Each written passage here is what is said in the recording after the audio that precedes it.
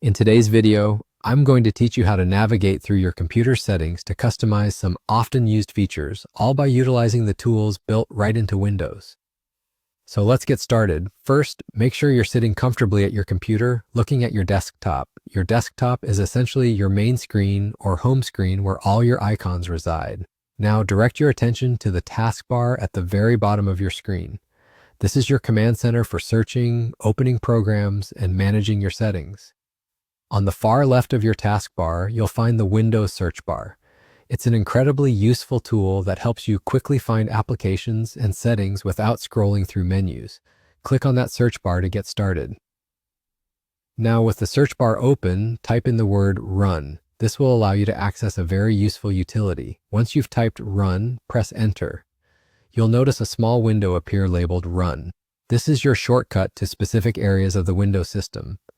In this Run window, we need to delve a little bit deeper into the system settings. To do that, type Control.exe and then press Enter.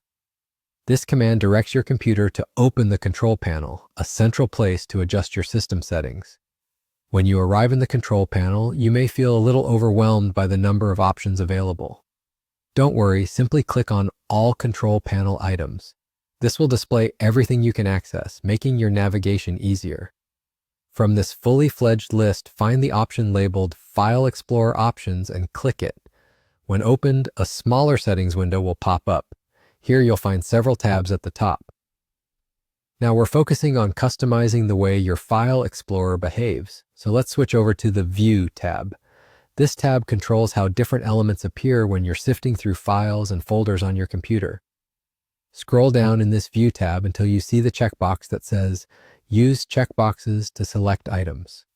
By this setting, you'll notice it determines whether or not checkboxes appear next to items in Windows File Explorer. If you'd like to streamline your file browsing, you'll want to uncheck this option. Having fewer boxes will provide a cleaner, less cluttered interface, making navigation more straightforward. Once you've unchecked that option, consolidate your changes by clicking Apply, and then confirm by clicking OK. Don't forget to do both because skipping might lead to not saving your adjustments. And just like that, you're finished. By following these steps, you've successfully tweaked a small yet significant part of how you interact with your files on Windows. Remember, small adjustments like these can elevate your daily computer experience into a more efficient and enjoyable process. Congratulations, you've made it through this guide. Thanks for watching and stay tuned for more helpful tutorials.